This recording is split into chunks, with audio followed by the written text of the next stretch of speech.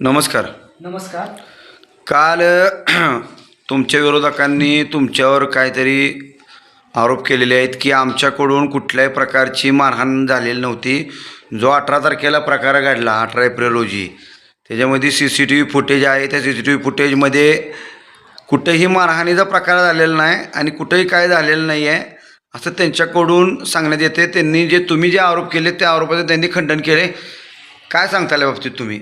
कुठल्या गोष्टीचं खंडन केलंय त्यांनी 4 कागद आणली, ही रेपाळ साहेबांना असं केलं, ह्या साहेबांना तसं केलं, ह्याने हेच काढलं, त्याने ते काढलं. ह्या अर्थच काय?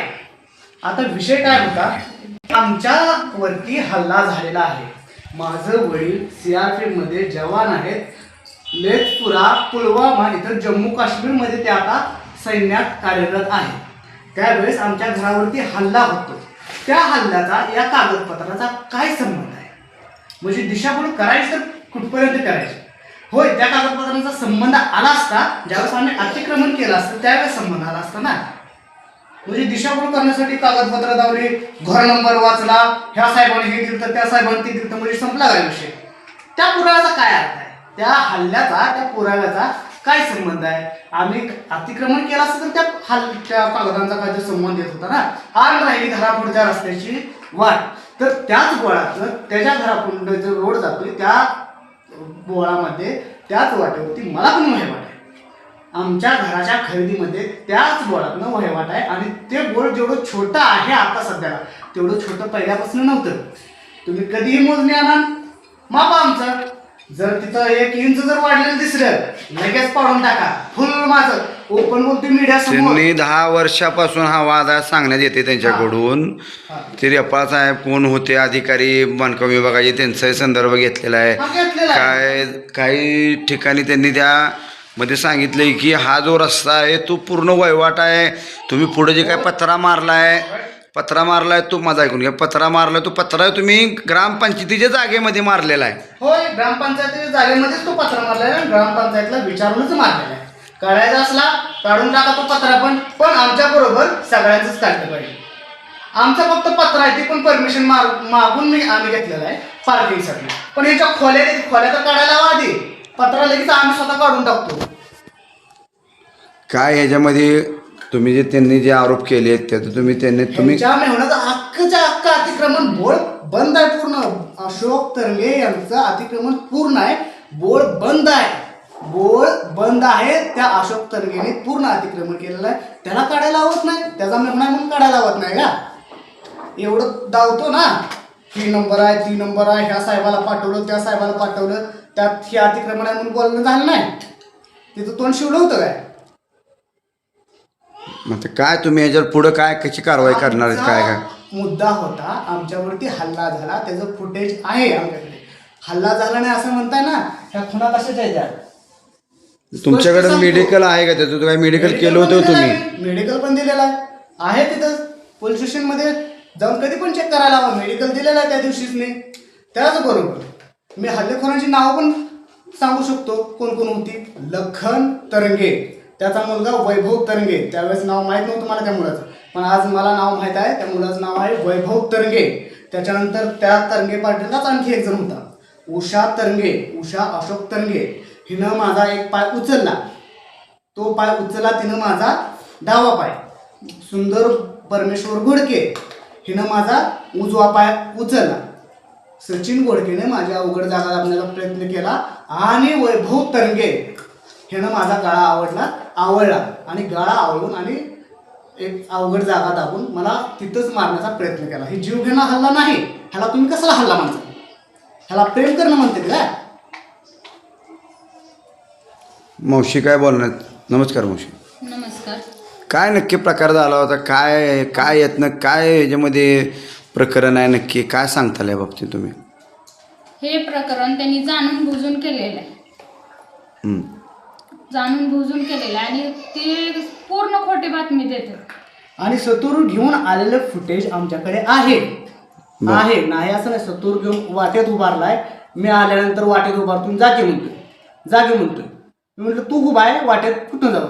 तर जागे इथनं. वाटेत उभारतो सतूर घेऊन, जागे म्हणतोय आणि परत हल्ला करतोय.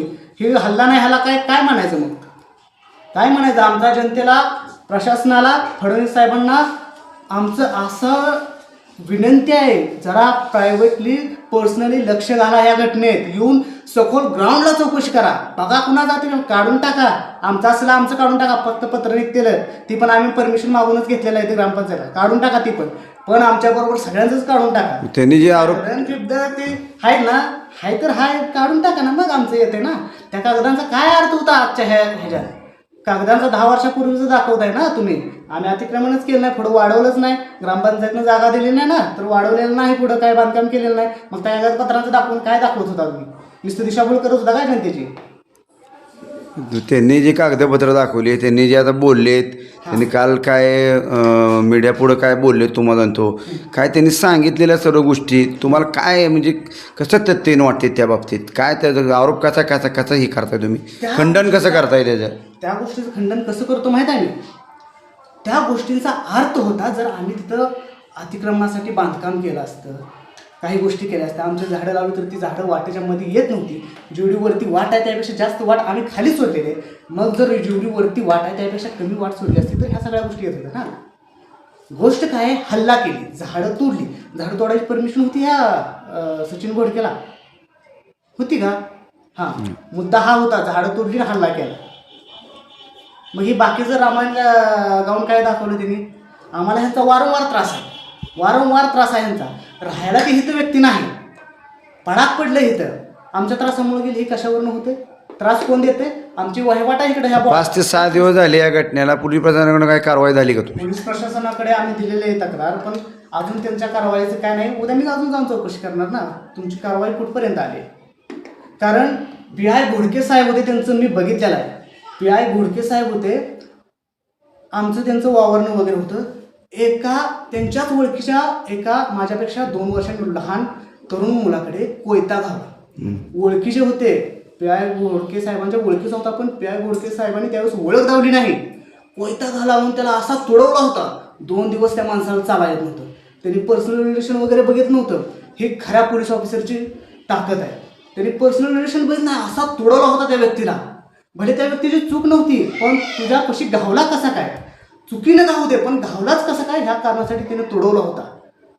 मी असं म्हणत नाही प्रशासनावर मी प्रश्न उचलला मग सगळ्या प्रशासनाला मी कधी दोषी दिलं नाही. मी त्याच बाईटमध्ये असं पण म्हणलं की DYSP साहेबांनी आणि वरच्या साहेबांनी, वरिष्ठ साहेबांनी मला मदत केलेली आहे. सगळ्या प्रशासनाला मी कधीच दोष दिलेला नाही. चल, ओके. त्यांनी यामध्ये काही गंभीर स्वरूपाचे पण आरोप केलेले आहेत, काय सांगताल त्या बाबतीत तुम्ही? त्यांनी हा आरोप केलाय की ह्या लोकांना आम्ही असं धमकी देतोय की 5 खून करायची परवानगी आहे. मिलिटरीमध्ये असल्यामुळे 5 खून करायची परवानगी आहे असं त्यांनी स्पष्ट बोलून सांगले.